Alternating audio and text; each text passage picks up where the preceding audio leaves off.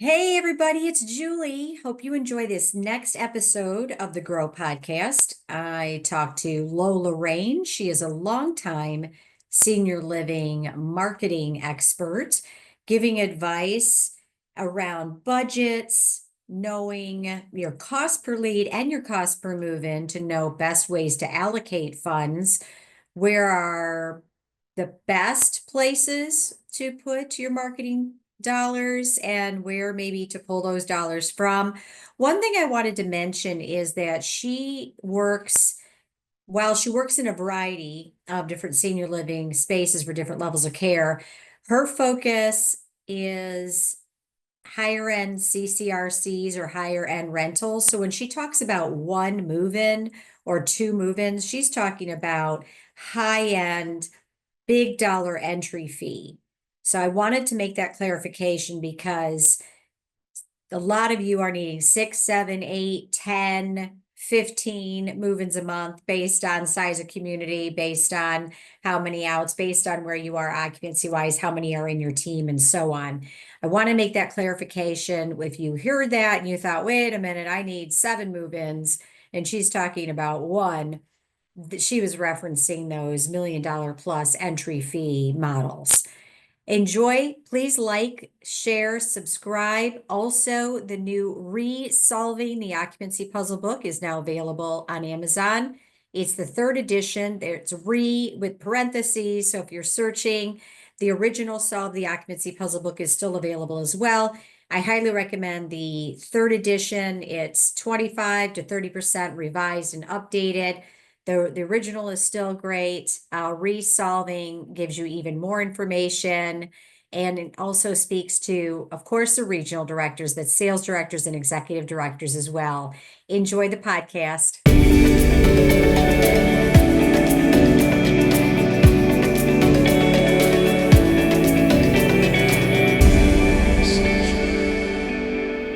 This webinar is brought to you by SalesMail, the #1 personalized video app for senior living. Built on a powerful ROI and an unmatched customer experience, SalesMail's App Store ratings tell the only story you need to know. Generating higher click-through and conversion rates, SalesMail is a video app of choice for sales and marketing pros everywhere. Day after day, SalesMail users leverage video to build brand loyalty, create human connection, quickly establish trust, stand out from competitors, and get desired results faster.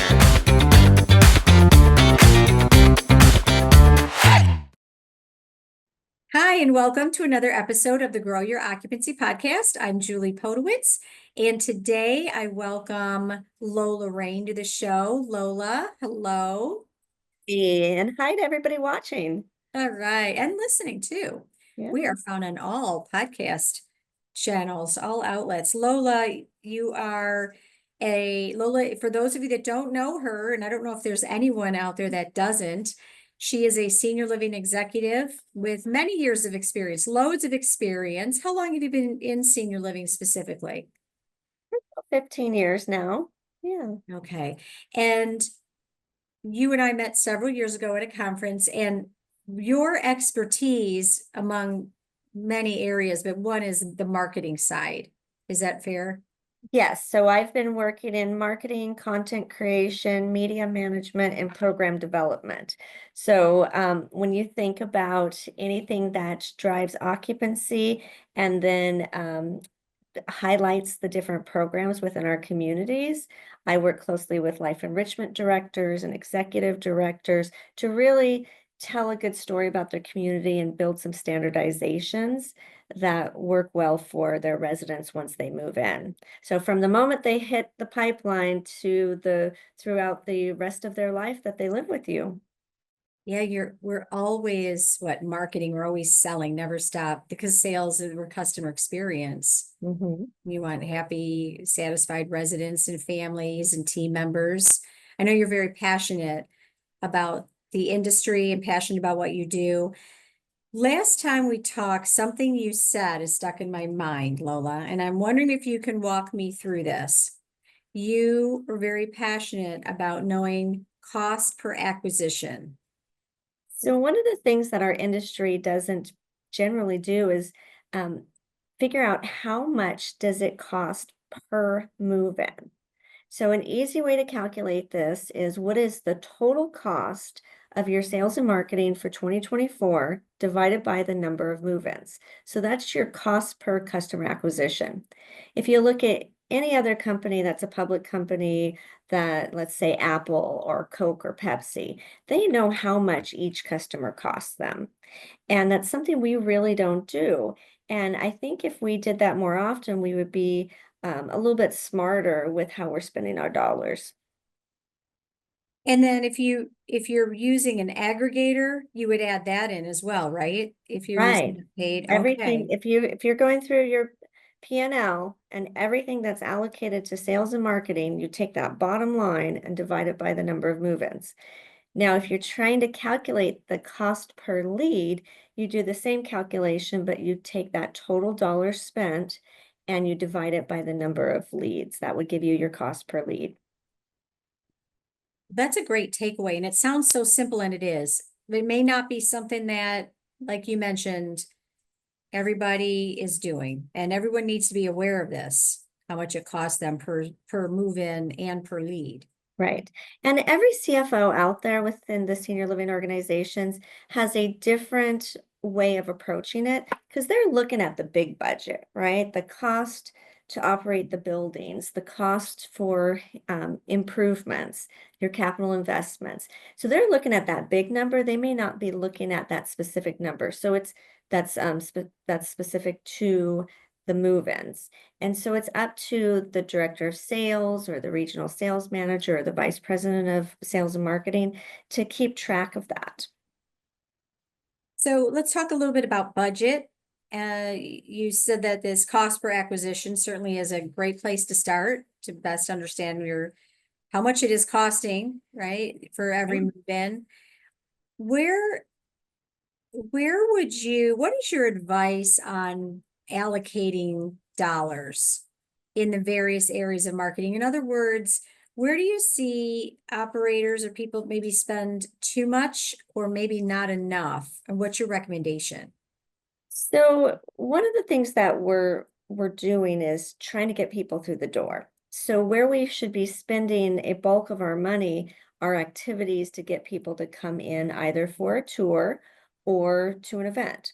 So spending more dollars on events and then really looking at those lead generators, such as Google AdWords. Are you getting actual people through the door who came in through Google? Now, if you don't have a product such as HubSpot or another marketing automation tool like that, you may not know how many people are actually walking through the door Right. who come in through that channel. So that would be that foundational work that you need to do. I'm very lucky I get to use HubSpot integrated with Welcome Home. That helps me get a better picture of where the lead's coming from and then what's happening next. So I can tell you that of everybody who moved in 2024, how many came from Google Ads, how many came from organic, from social, from direct mail. And I'll tell you, when it comes to events, direct mail really is pushing the event registration. So I highly recommend Oh, you to, do? Okay, to because work with there both are of you. people listening, Lola, that would maybe be thinking, well, events don't work for me. I've tried it. People don't come. They want to get in their car anymore. Uh, they're poor attendance and no move-ins, etc. And then direct mail is yesterday. It's over. Everybody is digital. And you're here to say, And we put a tracking line on every direct mail piece we send out, so we know exactly how many phone calls come in. Recently, I did a event with Matt Paxton at a community in Marin in the Bay Area in outside San Francisco. And I believe about 82 people registered and 72 phone calls that came from wow. direct mail. Wow. And for those that don't know Matt Paxton, this would be like a downsizing to put it Yes, globally, like a he's a downsizing. national downsizer, an expert who has got several TV shows, including He used to be an extreme cleaner on Hoarders. So he does bring in the crowd. And of course, there's local downsizers, right? Every moving company probably has a downsizing event that they can create for your senior living community. And so just, look at those types of events that you're using to bring people through the door. Something as simple as a lunch and learn or a cocktail hour, something where they can come in and you can do a mixer with residents so that they can meet residents and see themselves actually living there. Those are all great events. So highly recommend at least one event per month. Oh, I was going to ask you about that. What's your cadence or your recommendation on scheduling? Yeah, so I mean, if you're at 98 to 100%, you could look at doing it every 6 to 8 weeks. But if you are needing to grow occupancy, you really need to be doing it monthly. Do you recommend then a direct mail for every event? Because I may not have the budget for that. Right. So let's say that you're going to do 12 events this year and you send out 6 direct mails. So you advertise 2 of the events on every direct mail, or you do quarterly direct mails and advertise 3 events. So that sounds to me like a plan. Mm-hmm. So first you have to have a plan. You need to know what events you're doing farther in advance than next month. So you're saying it makes a lot of sense. If you're doing one a month, that's 10 to 12 a year, know it in advance. You can plan out a direct mail, but you have to know what you're doing. What I find, Yeah. Lola, is that events tend to be like reactive. Oh, we're going to do this next week, or that's, next month, or in 2 weeks. And that may be, not that may be why the event isn't well attended. Yeah. You just don't give yourself You enough time. you need at least 45 days to market your event. So, and 45 days is the time from designing the card to getting it to the mail house, and the mail house getting it out into the mailboxes. So ideally, you want it to hit the mailboxes 4 weeks out, but 3 to 4 weeks is okay. And it does take a couple of weeks to go through that process of laying out the postcard, reviewing it, double checking with dining, with the front desk, with your life enrichment director, making sure that you have the room reserved, right? Because you're often sharing the room with the life enrichment director and with all the activities going on in the building. So making sure that everybody in your building knows, because the worst thing that could happen is you get this direct mail out to 5,000 people and then whoops, it's the wrong date on there. Oh, yeah, yes, I think we may have all been there. Yeah. So am I hearing you say, Lola, that it's okay to go to the tried and true? You don't have to come up necessarily with, if you were going to commit to one a month, a unique, something no one's ever done type of event every single month. You could maybe say, okay, every 3 months we're doing a lunch and learn, or every Right. other, I would whatever even works, like just I would repeat. even say, let's focus on the third Thursday of each month. Put a lunch and learn on the calendar now. Now you have the calendar for the year. Of course, make sure you get the room for that date. Make sure that the dining knows what you want to have at those events. And then you give that information to your marketing department or your graphic designer, and they can start working on the marketing materials. And direct mails are great. There's also email blasts that you can do through your local publications. So whether you have a large publication or if you're in a smaller suburban area, there's probably a local newspaper that does email blasts to their database. So those are great ways to get the event out there. And even if you're not doing an event, if you're doing, let's say, inviting people in for a private tour, you can use that channel as well. I was going to ask if there isn't I don't have a graphic designer, or, our budget is so tight.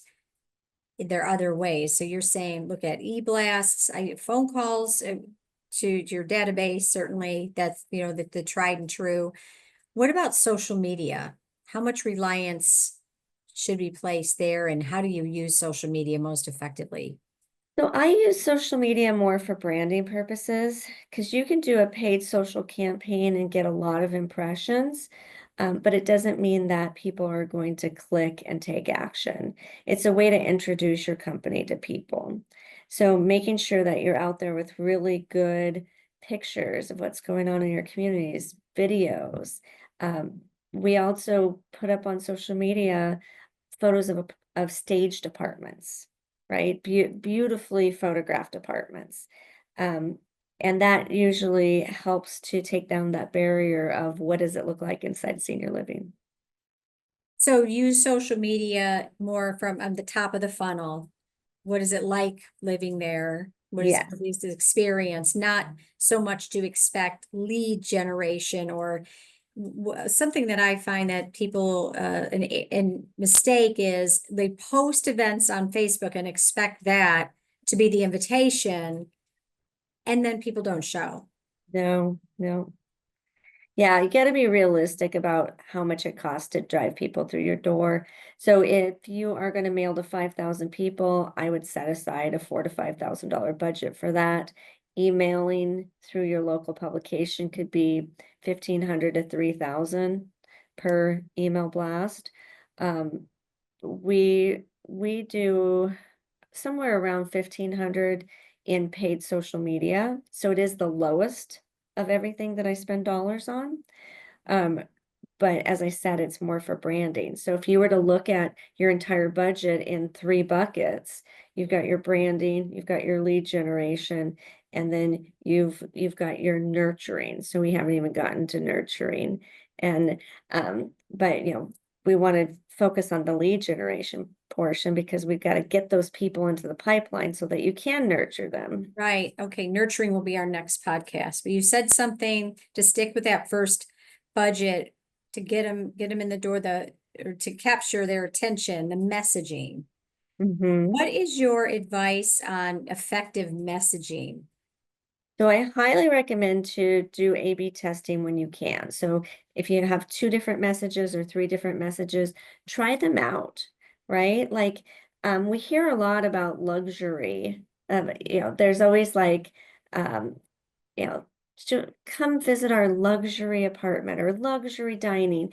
And I think the word luxury is overused, but it doesn't mean it won't work for your community, right? And there's different types of luxury. There's luxury as a feeling, right? You might be moving from 2,000 square feet into 500 square feet, but now you're not doing your laundry or doing any maintenance or changing a light bulb.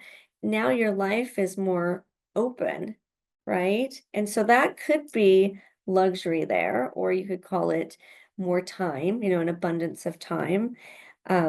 So there's obviously different messages that you can try, but the most important thing, and this is my biggest pet peeve ever, is to spend too much time on the messaging. Like if you are not taking action, you're not doing everything you can to drive those leads. So even if you put off a direct mail piece or any kind of marketing for a couple of weeks, that is a couple of weeks out that you are not going to be getting leads, right? So Your don't waste your time trying to perfect your messaging, tip. but do Yeah. test messaging.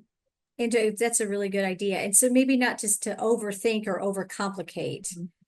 You use the word luxury. Do other words come to mind as words that are overused or phrases that you feel that are overused? And I like your example real quick about luxury, because Yeah. luxury can be, I have time, I don't have to I don't have Yeah. to clean my house. To me, that's luxurious, right? Doesn't mean that Or you somebody cooking chandeliers. for you, like Yes. feeling like, wow, Yeah. I don't have to do this laborious thing anymore, right? Like somebody's Right. pampering me. Right. But the common, I thought, at least for me, luxury would be fancy, Yeah. chandeliers or, and some people don't, well, everyone feels differently, and then people have different lifestyles and different needs and wants, different, settings, if you will, what feels at home. Are there any other phrases or words that you feel are overused in senior living?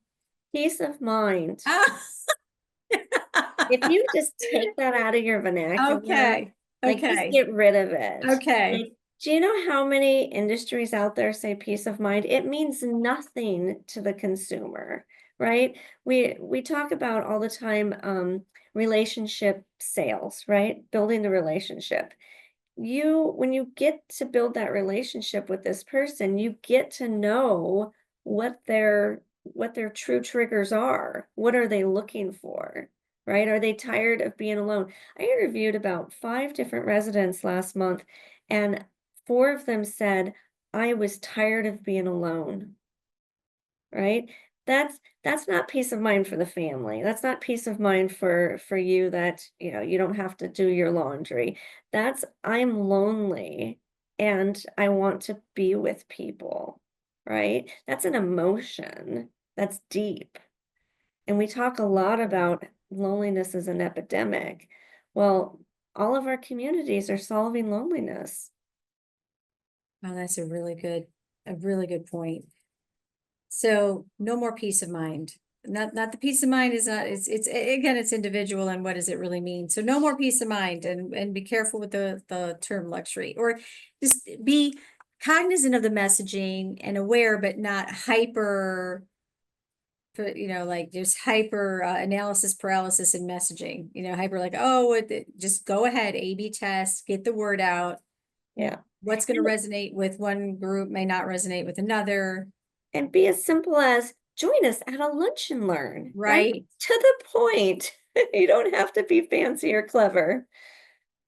I love it. I love it. Take that stress, take that, give yourself peace of mind. So don't worry about overcomplicating your marketing messages. What is one thing that you wish people would, like, if you could give one piece of advice around marketing, what would that be? Oh, there's so many pieces of advice to give. Um, the thing that I really like to beat home is the difference between sales and marketing. Because in our industry, we kind of wrap it all together. You might go into one community and they're called the marketing team. You go to another community, they're called the sales team. Recently, I think I heard somebody's um, position was the resident service advisor or something like that, right?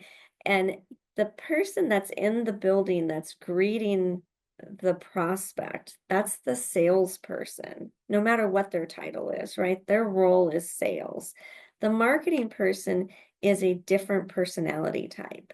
They tend to be more analytical, more long-term in their thinking, more strategic.